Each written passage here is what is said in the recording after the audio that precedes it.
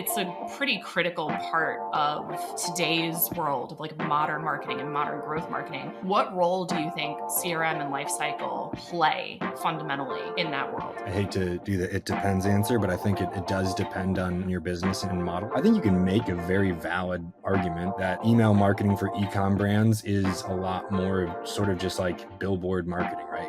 You're not necessarily doing, like, some products you have to educate, but some of them it's just like, hey, reminder, we have products. How do you keep customers engaged during those downtimes where they're not ready to purchase? I think we often hear life cycle and immediately pick a few channels. We say email, SMS, push, boom, there you go. And it's like, well, I mean, to me, it's integrated marketing that's focused on the natural use case and like those exact questions of how can we accelerate the use case if it's a non-predictable, non-recurring type chart. Hi, and welcome to Growth Talks, where we dive deep into the world of growth and marketing with industry leaders. I'm Krystina Rubino, the General Manager of Offline at Right Side Up, and your host. Today, I'm so excited to speak with Sean Collins, the VP of Growth Marketing at Bilt Rewards, the neighborhood loyalty program. Sean has led marketing teams across B2B and B2C, in direct response, lifestyle marketing, CRO, and marketing analytics. He's the co-host of Numbers and Narratives, a podcast about building better customer experiences with data insights. Most importantly, he is a Buffalo Bills fan. And we can get straight into it here, but as I replied to his bio, I'm just really glad he's not a Patriots fan, so we didn't have to cancel this interview. Yeah, good glad call. we can agree on that. Yeah, thanks for joining me, Sean. Great to be here. Thanks for inviting me. I like to get into people's journey into marketing because everybody gets into it, especially growth marketing, through roundabout ways. But you started your career in a pretty unique way as an Army officer focusing on logistics. So first of all, what inspired your shift from the Army into marketing? Was it like part of your plan, or was there like a moment where you were like, no, this is actually what I want to do? Yeah, it was 100% an accident. I had given zero thought to what I would do after I left the Army, other than that I wanted to live out of a backpack and just travel for a few years. I made it maybe 3 months before I felt useless and like I needed to have something more than just living in hostels and wandering around cities. And a buddy and former colleague in the Army had started a company. And so when I was talking to him and trying to figure out what I should do, he suggested helping him out with some marketing stuff. I didn't know anything about marketing, but kind of the core competency of an Army officer is to be given a problem you don't fully know and then figure it out. And so since he gave me the keys and let me try it, I just jumped in and really enjoyed it. And I thought it was an interesting problem set. And the more I kind of dug in, the more I liked it. And so that's what I've been doing for the last however many years. It is so often, especially in growth marketing, like there's so many problems that you're confronted with, especially because I think people forget like the internet's only been around for so long. And this is not like radio and television where like many of the tactics that you're using have been in place for decades and decades and decades. Like the problems that we encounter are sometimes unexpected. Like just thinking about your own leadership style, how has your background in logistics and like in the military influenced your leadership style? That's a good question. And I think in general, like, the military believes very fervently that leaders should lead from the front. And so I think that's kind of pushed me to anytime there isn't a new problem to try and solve, rather than just kind of delegating it or hiring an agency as kind of the default reaction. I kind of start with like, okay, how can I get in here and how can I learn it? And then there's going to be people who are better than me at all the tasks, but can I get it to an 80% solution, or can I get it somewhere where I'm not just giving feedback on something I don't understand. I've wrapped my arms around it. I've dove in a little bit. I understand conceptually what we're working on and kind of the limitations and opportunities. So I think that's the first one. And then there's an expression we use a lot in the Army called tactical patience. And so the idea is it's pure chaos in any operating environment, but you can't just react. You have to be able to calm yourself down in that situation and do some critical thinking on the spot. And so there's all sorts of fun little pithy sayings that we have that everyone uses. And I love to refer back to those. But one of those is like, make decisions at decision points. And so when you're planning, kind of forecast what will cause you to change your course, or when should you evaluate if you're on course, off course. And rather than jumping at the first sign of an A/B test going one way, or, hey, we aren't seeing the immediate results we thought we would, is that really the right time to course correct? Or do some things take a little bit of time to develop? And you need to kind of have that tactical patience and give it a beat, maybe make some smaller adjustments, but save the big course corrections for major decision points that you've kind of already thought through. Yeah, that makes a ton of sense. It's like, it's so easy sometimes when you get the initial results back from a test, or we all go into some of these things with preconceived notions, right? It definitely happens so when you get initial results back from tests, or when something is happening, to like make make knee-jerk decisions or go with your gut. And sometimes it's necessary. Sometimes like importance and urgency crisscross, and you have to be the one to be decisive and like make the decision that needs to be made at the time. And sometimes the best decision you can make is not to do a damn thing.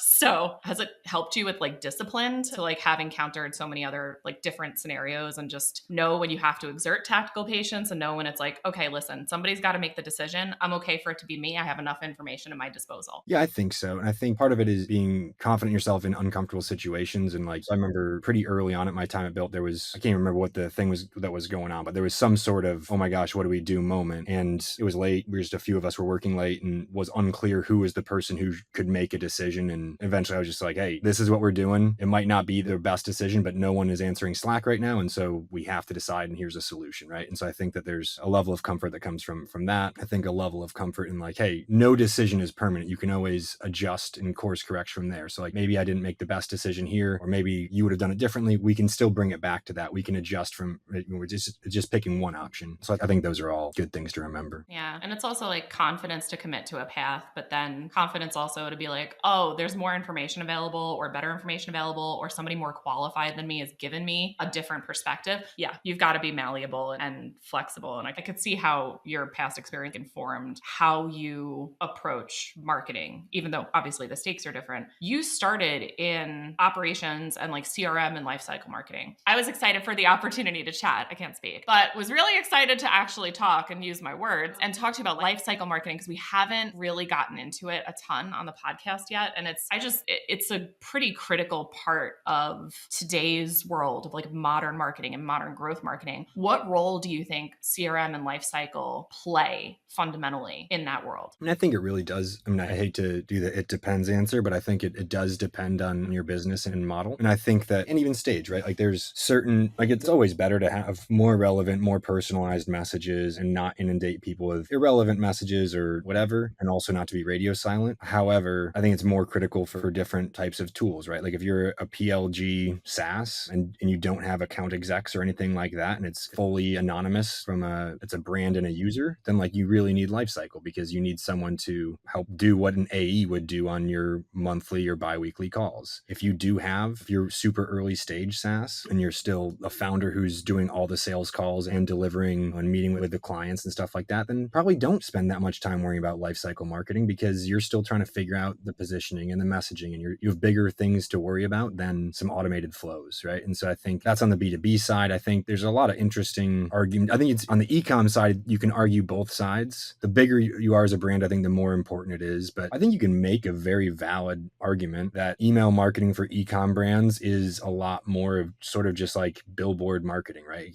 You're not necessarily doing, like, some products you have to educate, but some of them it's just like, hey, reminder, we have products. Here's some products you might like. You don't need a ton of description text. You don't need to make it super personal. You can just show the products you think that they're most likely to buy. It's showing lookbooks. It's showing aspirational lifestyle pics. And so like, I don't know. I think sometimes we overcomplicate it for the sake of overcomplicating it, but I do think it's a super important one. And I think that the expectations of users is certainly moving towards a more personalized experience. And so with that, whether it's a lifecycle marketer or just some sort of marketing ops person or automation expert or whatever, somehow you need to start delivering on that as well. Yeah, it's funny because it's so much of modern marketing is kind of at odds. It's like people want a personalized experience, but we also want to be really sensitive about data and privacy concerns. But it is funny. So we're recording this episode right after like Black Friday, Cyber Monday. And one of the other ladies at work here, we have like a ladies channel. It's so fun. But somebody was like, is anybody else using this as an excuse to unsubscribe from brands that they haven't bought from in 3 years? And when you just said billboard marketing, my brain went, that's exactly what it is. It was like I've seen so much spray and pray from brands over the last few weeks. And it's like, well, that's not life cycle. That's something very different. It is. And I think that is a good distinction to make, right? Like there is a difference between email marketing and lifecycle marketing.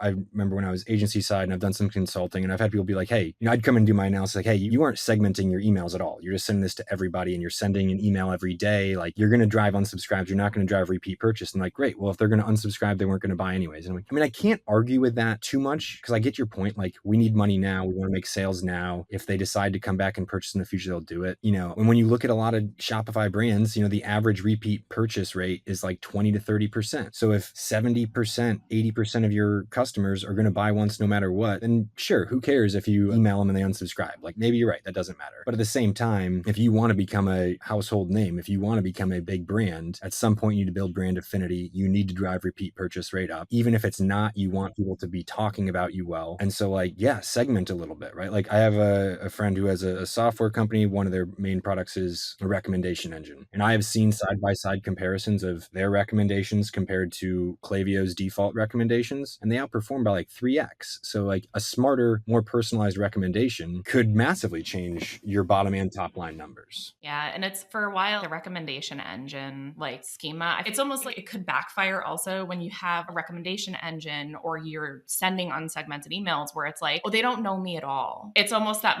motion of like, why are you even reaching out to me? This is not what I'm interested in. And it's funny because like one of my questions was like technology and the way we even communicate today is constantly changing. So how has that impacted lifestyle marketing, like strategies and tactics and how execution plays out? I mean, I think it's like everything in the tech side, right? Like things just get progressively easier because better tools come out. People see, you see what's possible. And at first it's out of reach. Like, oh my gosh, can you imagine if we could do this, this, and this? And then someone's like, oh, I could build half of that. And then someone sees that and they layer on. So I do think that, and every time people start doing that, expectations change and that then becomes table stakes, right? So what used to be amazing is now just very fine. But I do think that we are coming to points where it's either lazy or hard to justify not investing in real personalization. And that's across message, that's channel, that's timing, that's content, right? We have the ability to use data and analyze data and leverage that is becoming so common that if you're not doing it, you are seemingly intentionally doing it, right? Like at this point, you're choosing not to invest in that. And so I think rightfully so, if a person gets annoyed at the messages, I think that's justifiable at this point. If you're sending me messages that have literally nothing to do with me, or you're asking me to do a task that I've already done. Dude, the add to cart emails, like the reminders of like, hey, you want to purchase this? I had something yesterday where I bought something, it was something I needed. I will not blow the company up. But literally, because I transacted via, it was either Shop Pay or Apple Pay, I got a reminder, like a cart reminder email, like an hour after I bought. And I was just like, why?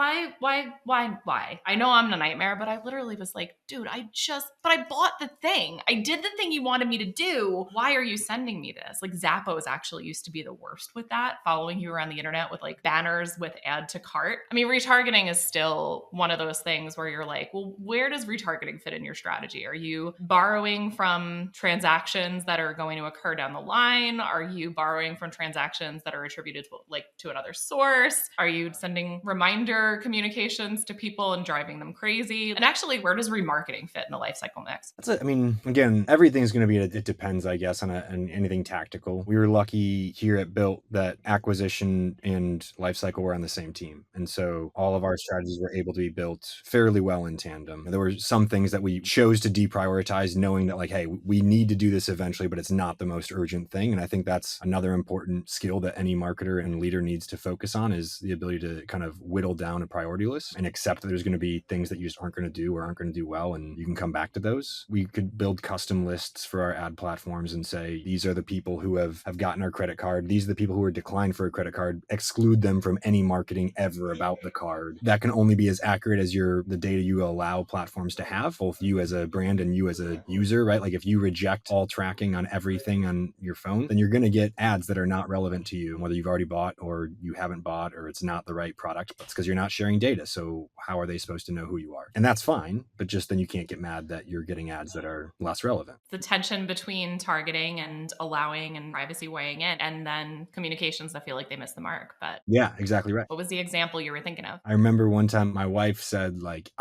we were having this debate, and she's like, I would happily let Meta have all my data if it means that I will get ads that are actually for products that I want, as opposed to just stupid stuff. And I was like, interesting. I would rather they have nothing on me, but like, you are my dream client, so that's great. It's very funny because that's a very similar conversation to what we've had in this household also. And I'm just like, I know too much. Like, I just know too much. And I'm very fond of reminding people, like, when you're not sure how a company is making money, chances are it's on you. But something else you said about prioritization, I was actually just having this conversation this week. Have you ever heard of the Eisenhower matrix? Mm-mm. So it's one of my nerdy management management things that I like pull out of my bag of tricks, but I still use it to this day. It's a schematic framework that literally Eisenhower developed to understand the tension and difference between importance and urgency. And when something is important and urgent, important and not urgent, it just helps you like, Oh, this is the T chart, the 4 quadrants. yes, exactly. I didn't know that was Eisenhower's thing. That's in Stephen Covey's The 7 Habits of Effective People or something like that, right? Yeah. I love that. I've tried to use that at every job I've ever had. The only hard part is at some point, you don't matter enough to be able to say, this is unimportant, this is not urgent. And so like you're like, well, everything on my list is urgent and important because my boss told me to do it. So there's like a meme going around online where it's like, I girl boss too hard and too close to the sun, and now I regret it. And there are definitely those moments. But then in other times when I get to be the person that's like, that's not important, I'm like, yes. Because it's the best. Because literally, I know that my team is probably sitting there being like, why do I need to do this? And it's like, okay, well, either you need to do it because of this other thing that you haven't considered yet, and this other thing that I have like information, or we don't have to do that actually. F it. Like, we're good. It's like canceling plans on a weekend, it's just the most freeing feeling to be like, we're not doing that. I'm staying home. Like, no, don't even send that email. We're not doing that. We're not building that deck. We're just not doing that. We're not. Why do we need a deck? But nobody's ever reviewed something and been like, you know what I really would love? 7 more slides on this exact topic with different visualizations. Like, no. It's just not, no, we're just pushing pencils around and then we become like a corporate meme. Kind of a non sequitur, but just thinking about like a lot of what we've discussed has been kind of owned and earned. And so if you think about the schematic of media, of owned, earned, paid, when do you think about balancing paid marketing and engagement oriented marketing? And what I mean is, and I know the answer to this one's going to be, it depends, because it does, but should marketers prioritize acquiring higher LTV customers and spend more upfront? Or do you focus on broader reach with lower LTV customers, that's just what happens when you go broad reach. And then you leverage Lifecycle to qualify them down to do more work. Like basically, do you go reach or quality? Yeah, I mean, I think it depends on the stage of the business and like your immediate needs and priorities, right? And when you are just starting a business, it's all a hypothesis. You don't know exactly who your market is. You don't know exactly how to position it. I think you need to start at the bottom of the funnel and you pay for your traffic, you pay for your conversions. Yeah, that sucks. But like get some volume going through so you can start seeing how they use it. You can start seeing the differences in ways that they use it and the features they pick or the products they buy. And then you can start to see what that comes out to in terms of long-term engagement, long-term ROI and LTV. And then you slowly start working your way up the funnel. Also, you have to buy that attention because no one knows your brand or product yet, right? And so like, sure, you can wait in the silence of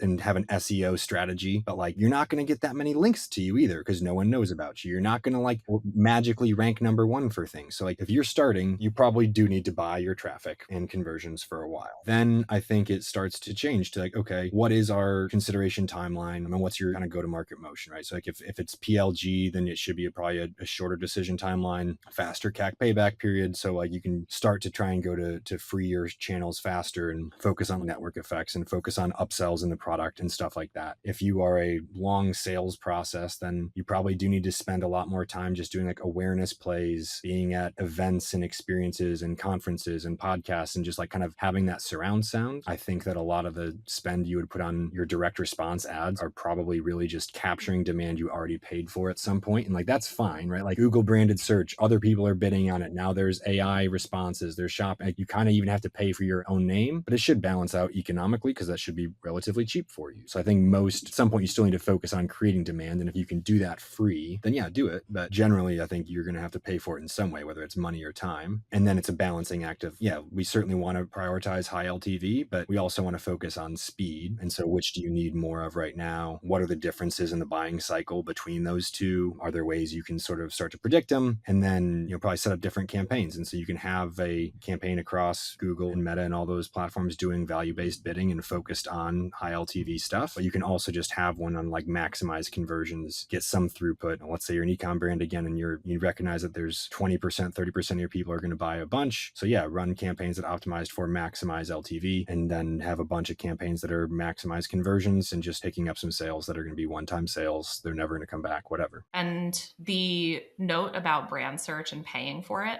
I get it sucks. I get it. Nobody wants to pay for their own brand term. But the biggest thing thing I tell marketers all the time is I'm like, you better have your brand page locked up, because when in doubt, it's the human behavior to search. To your point about capturing all of that demand, like you are doing, even in lifecycle marketing, even in CRM, even in broad reach, even in really targeted marketing, ultimately people are human, and we might be doing other things when we're listening or observing ads or whatever. It might come to us at another time. Nobody woke up this morning and was like, I really wish there was a credit card that gave me rewards for paying my rent. I should search for Bilt. It's like, no, do you have any idea how many exposures it probably took for them to be like, oh, dude, I keep meaning to check that out. I think it was Bilt. But it's about it. It's a way to capture the demand that you're driving through the chorus of your marketing, not just how do we make more brand search happen? Yeah, which is, if I had a nickel for every time I had to answer that question in my career, I would actually not be doing this anymore, maybe. And actually, when we think about artificially inflating demand or pulling transactions forward or whatever, there's often a gap between purchase cycles, right? And when we think about that, what can marketers focus on to stay top of mind during those downtimes? And like, what strategies have you seen work well, kind of either in between or to either like accelerate a purchase cycle and make that decision, but really like those in between times where it's like, say a brand has seasonality, or just say like a brand has self-perpetuating seasonality, which I know none of us have ever worked on a brand like that. But how do you keep customers engaged during those downtimes where they're not ready to purchase?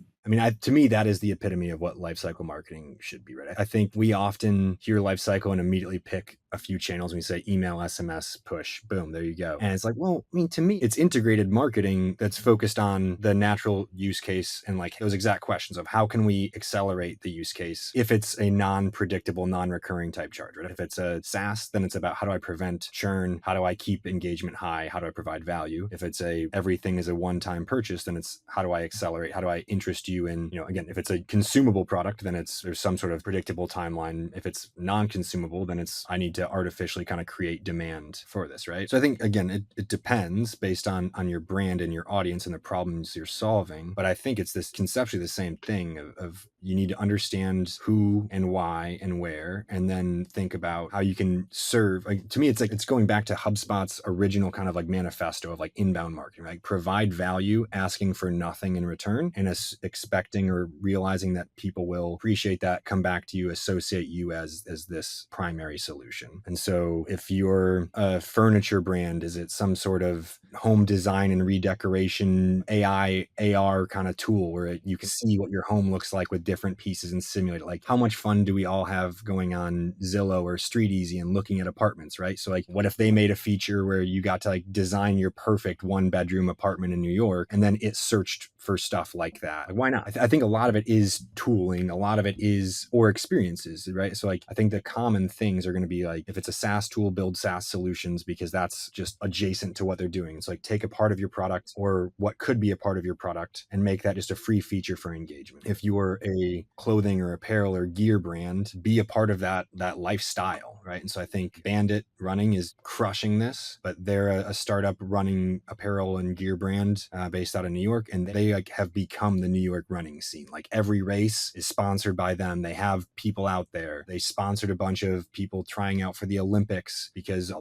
lot of track runners don't get sponsorships, and that's kind of the main way. So you're like an Olympic hopeful who works a full-time job because you're not getting paid. And so they gave all this money to these unsponsored athletes, and they didn't even put their logo on it. They had everyone just in all black, and it was like called the unsponsored campaign. Like, be in the scene, right? Isn't that was that when I saw that one, that was great. They put billboards up along the marathon route and half marathon route in New York. Like, that's great. If you're a skiing brand, go to Tahoe, go to Aspen, go to wherever, and rent out a house on the slopes that ski in, ski out, and have like a house party for all your top customers or something like that. Or you get an invite when you buy something this year, or maybe you don't even make it an invite. Maybe it's just like, hey, just show up. Anyone can come, but this is the X ski brand house. But I think it's just being in the lifestyle and understanding your audience, as opposed to like putting yourself on some sort of pedestal where you think that people are talking about you. Like, give them a reason to talk about you. Oh my God, I love that so much. I really did. I got chills. That is some campaign. It's just like, it's such an understanding, and it's also which is something that people don't think about, but the moment you think about it, you'll always associate that campaign and that challenge as something this brand solved. And it's like, if you wanted hearts and minds this thing, right? Like really living the lifestyle and being in it. There's a few brands that do this really well. We've worked with Dadgrass before and I love them. I love their products. Like they're amazing. Their branding is delicious. But it's also because I know the founders, like they're deadheads, they're sweet guys, and they're like just so competent, but also so understanding like what people are into with their product and like what they're trying to, like what people are trying to achieve and get out of their product, like the benefits from it. And then just like understanding like kinds of music people are into and like the other parts of the people that we're targeting as marketers. Like what of that do we know, right? Like there's just something so powerful about really understanding your target audience and maybe doing something. This is also brand marketing. And I get so frustrated. You have to look at it differently. Brand marketing is very much hearts and minds. It's very much mid to upper funnel. But the next time you need to purchase running gear, what brand is going to come to the top of your mind? And that is when we talk about top of mind awareness as advertisers. That is the shit that's really hard to manufacture. And I would wager that campaign, first of all, direct ROI, who knows, actually. Like they may or may not have a quantifiable return on it. There may or may not be like a time box thing where they were like, oh yeah, we got all of this, blah, blah, blah, whatever. They probably got a ton of impressions and attention. And there's probably now a resilient customer base like you that the next time you go and purchase running gear, you're going to be like, oh yeah, I'm going to go there first. That's marketing. And it's one of those things where it was talked about in all sorts of podcasts, on TV, on everything. Earned impressions, earned media. Didn't resonate for probably 70% of people who watched, right? They didn't care, whatever. But to people who are serious runners, that emotionally made a connection. And they were like, I can believe in this, right? The same reason like Patagonia. Every single person I've ever worked with when I was agency side and you're like, hey, doing your intake, and like, tell me about brands you want to be like and who is inspirational for you. Every brand says Patagonia. Does Patagonia have the best gear? I don't think so. When I'm buying stuff, like I like to rock climb, I like to hike, I like to camp. Patagonia is not who I buy gear from. I buy like flannel shirts from Patagonia because I like them as a brand. I think they're comfortable, whatever, but they're not like my gear brand. But they've found a way to resonate with an extreme core audience. And they know that it's about concentric circles. And so you pick your core audience and that's who you focus all your brand messaging on. And then it expands out to the periphery. And so I think that Bandit did a great job understanding that core audience, and it will expand out. There's going to be a ton of people who aren't serious runners who wear Bandit gear and love it, but that's because it's cool. And it's cool because the core badass runners are wearing it because they have an emotional connection to it. Yeah. Exactly. Another brand that actually does a great, very similar to Patagonia, but Bose is one that my husband always highlights as like, he used to be in home theater installation. And so every time he'd go and like put a Bose system together, he's like, there's Harman Kardon, there's this, there's that. He's like, there's so much better stuff. But like, it's a good product. It's fine. But like for home theater, there are so many better high-end solutions, but their marketing it hits the right people. It's a lifestyle. I'll pause us here for an A/B test, which is a little fun game that we do every episode. I'm going to ask you some questions with some variables, and they are going to be work related and some are for funsies, but I'll start for funsies this time. Dining out or dining in? Out. I mean, you also live in New York, so like. Yeah,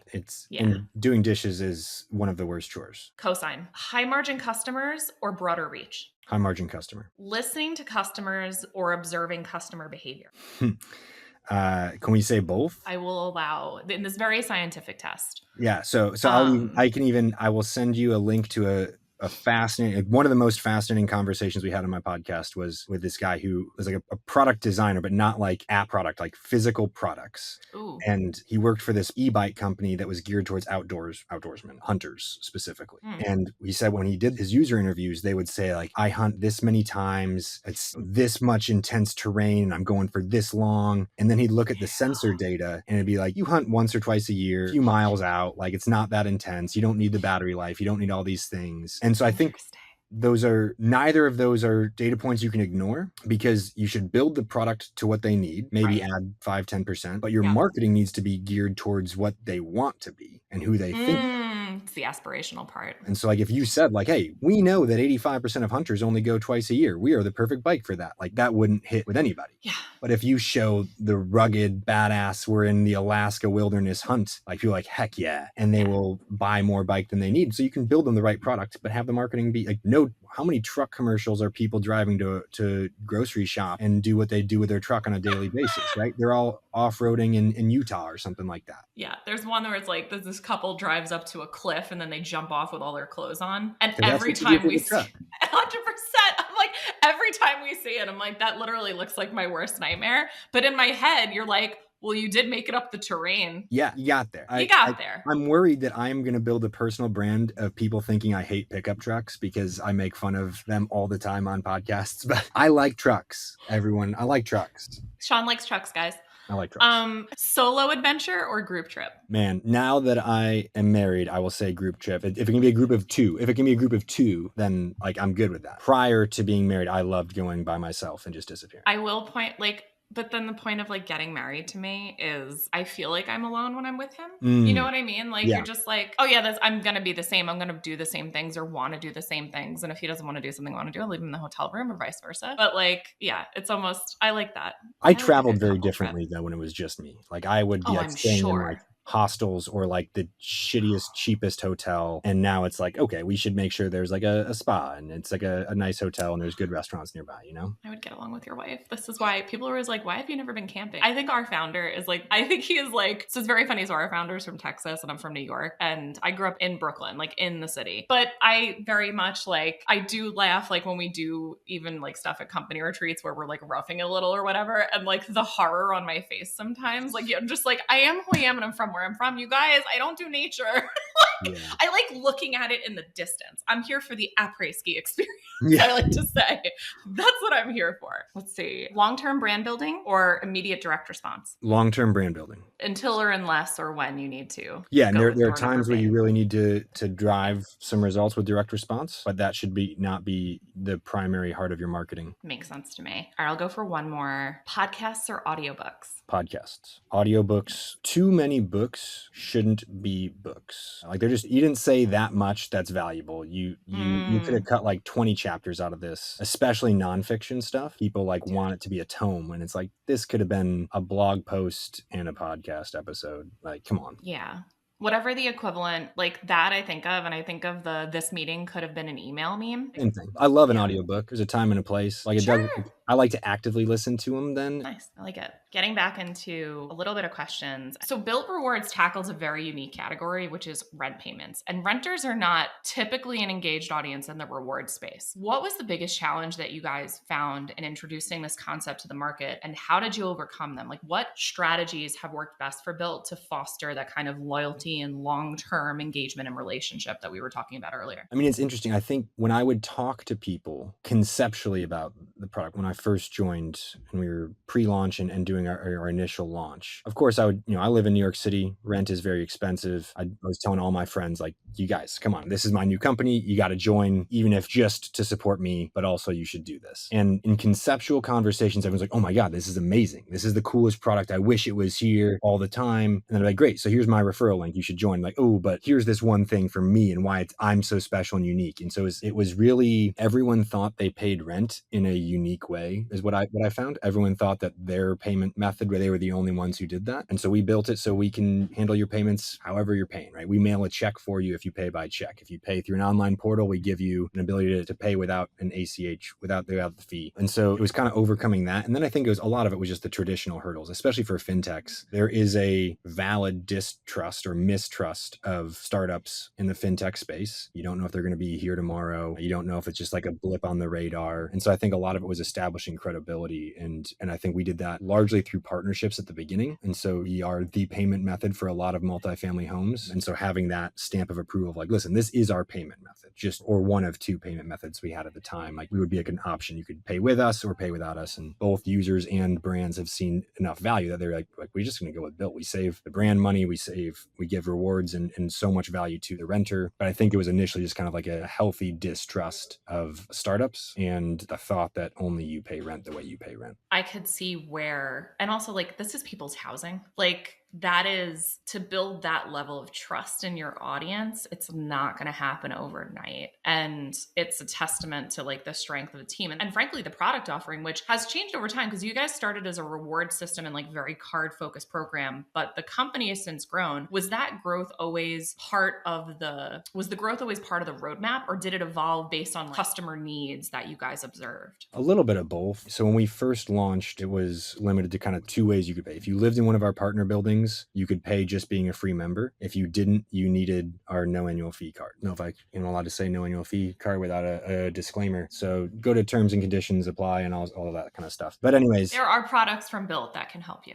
Yeah, exactly right. After a little while, we started trying to figure out like, okay, how could we make it so you don't need the card if you don't live in one of these partner buildings? Because you shouldn't be limited to be able to get rewards because of where you live or if you were approved for a credit card. That sucks. And that is like inherently actually not progressive, right? To like say this population that can't get approved for this card is now being cut out of this thing is not progressive and is not really driving the impact we wanted. So we found some other ways to serve that. And then we started seeing like, okay, what are other ways we can provide value? Because we've built this network and ecosystem. We have the most valuable point independently rated. We have all these amazing partnerships and brand partnerships. So why not give more value and figure out ways to do that? And so we've added it in 20-some thousand restaurants where you can now earn your points no matter what credit card you're using. And so it's all been around the idea of how do we provide value to people with the least friction in their lives, but on things they're already spending. We don't want to make you spend outside your means. We don't want to do anything crazy. We just think that you should get stuff for the amount of stuff you spend. Yeah. And rent is such a huge part of people's monthly budgets. When you think about the way, to your point about like being progressive about the conversation and like what should people be earning for their,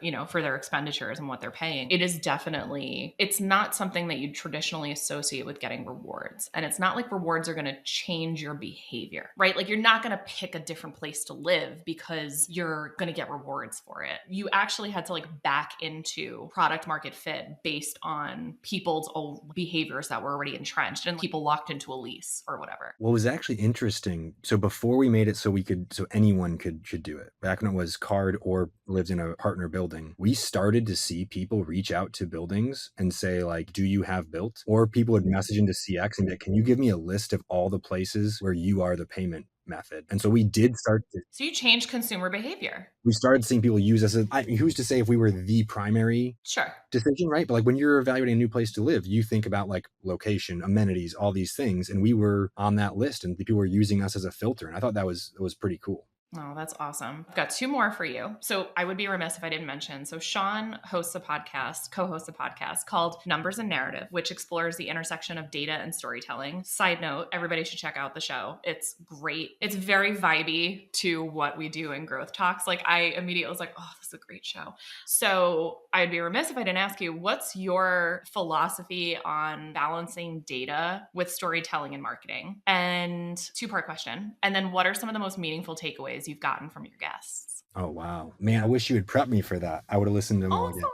I mean, so data and storytelling. I think that, well, it depends on, are we talking about a presentation internally? Are we talking about like marketing externally? But I think that data points should be kind of the foundation of the story. I think we too often try and have data be the whole story. And the right bit is to think of it more like, I'm going to use like a really bad cooking analogy, but like it's like salt or an herb or spice, right? Like it makes it way better. But if you just tasted the salt, you would call it gross. If I just sent you a deck or ran an ad that was just stats about my product or something like that, you wouldn't even pay attention. But similarly, if I sent you something that was just this lofty, fluffy story with no sort of proof point to it, it loses some of the compelling nature of it. So I think there's a balance there, but I think you should almost use the data more to craft the story than to be a character in the story. Like you don't need to flash numbers all the time, but you should understand and use that to guide what the story should be. That tracks. Yeah,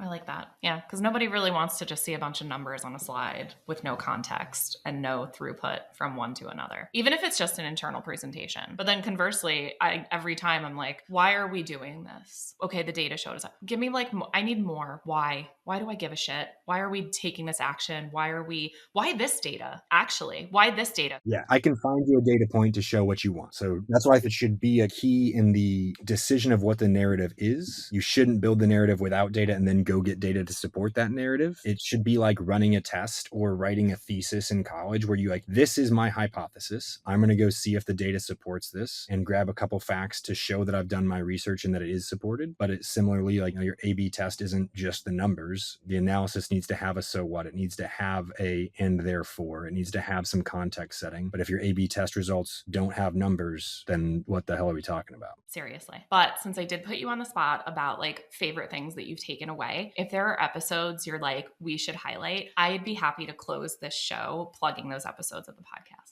Okay. I can answer. There's a few that have stood out, right? So I already referenced one with Stefan where we talked about the product insights. That was fascinating. And I've lived in a world where I've really been kind of all digital for the last number of years. And so it was really fascinating to hear someone talk about how they use data on a physical product. There was one with a guy named Amit, and I stole his example of the room planner for the tasks in between the purchase cycle. And so that was a Wayfair example that I think he actually led. I think that's a fascinating episode. I mean, the nice thing is I think we really try and have each episode have at least one tactical takeaway. And so there is almost always one thing where I'm like, damn, that was either brand new knowledge to me or like a great reminder, which I think is just as important. I think it's so easy to get focused on our like little checklist we create for ourselves that we sometimes forget to take a step back. There's someone who used to be on my team here, Alexandra Backus, and she at an old company, they had a thing called balcony time or something like that. And it was like a mandated time where everyone in the company had to take like 90 minutes and zoom out and think about higher level stuff and examine their week and examine their month and think about the business and what their role was in it, as opposed to just executing a checklist. And so I think that sometimes you listen to a podcast or something like, yeah, I know all this, but it's like, yeah, but are you doing it all? Right? Like if the advice you were to give, if someone at a company was like, I want 1 hour of your time, tell me the 10 things I should be doing. How many of those are you doing, marketer? Because I routinely get lost in the weeds and forget some of the high level like things that you really should be doing all the time. Do you have your pre-post analysis? Do you have tracking set up for everything? Have you thought about the landing page and the ad and the retargeting and the emails that are all going to go from it? Is it being properly tagged in your CRM? Have you told the CX team? Have you told the other teams? Have you gotten their feedback on stuff? It's so easy to get distracted and just do. And I think we all need to spend a little more time thinking. Yeah, that's a forest for the trees moment. But yeah, so I always close the episodes asking one question, which is, we hear the term growth hack all the time. And what I want to know is, what is your favorite growth non-hack? One of those things where it's not like, yes, I was one of the first people to advertise on Facebook and magically my company made all of this money when we could still target people based on things that we now know we probably shouldn't be able to target people on. Yay. So my question is, what is your favorite growth non-hack? Well, I'll throw out some that probably shouldn't be considered, but have a good product. That's the first one. Great idea. Okay. No, that's okay. But for real, you cannot manufacture product market fit. You can't make fetch happen. Yeah. I mean, that is the easiest way to make marketing work, is to just have a really good product and to differentiate yourself, right? So I think that those are two that maybe go unapplauded, but like being able to figure out how to differentiate yourself is really, really great. And then let's say talking to your customers. I know that feels like a throwaway answer, but finding ways to engage with your customer is the hack. Is like actually would be like what I would call the hack. Like I don't have a single tactic that I would say, but like it is, again, similar to the checklist conversation we just had. It's so easy to get focused on doing the things that are on your list as opposed to finding ways to hear about the impact you're making. Hey, by the way, that should fuel your product messaging and your marketing, because now you have data points, but also emotional stories. Figuring out how to find the emotional touch points like Bandit of, these are the races we want to sponsor. This is a problem that I didn't even know that was a problem. I didn't know they were just Olympic part-timers, but that's the thing. Yeah. I didn't know that I could get rewards for paying my rent, Sean. Yeah. Who'd have known? Who'd have thunk? So find out what these problems are, right? And then like find out like what are the adjacent problems? What are the other problems they're experiencing? Even if it doesn't have a direct thing with your product, understanding their lives and their problems and their mindset is the best way to connect. I think that's a perfect place to end this. This has been a joy. I could go for another hour and our producer and editor would kill me. But thank you for joining me. This is awesome. I can't wait until it publishes. Yeah, this was so fun. Thanks for having me on. Thanks for joining us on this episode of Growth Talks. We hope you found our discussion insightful and fun. Don't forget to like, comment, and subscribe to our channel for more valuable content. And if you're excited and ready to start up-leveling your growth strategies and execution, Right Side Up has you covered. Right Side Up is a leading growth marketing agency that has partnered with over 1,000 companies of all stages and sizes to help them meet and exceed their growth goals. With expertise across all growth marketing functions, we can help you evaluate product market fit, develop customer acquisition strategies, navigate executional challenges and staffing gaps, and make pivotal decisions with confidence. And whether you need one individual or a custom-built, full-service team, we'll find you the right A+ talent. Visit us at rightsideup.com to see how we can help you and your company grow.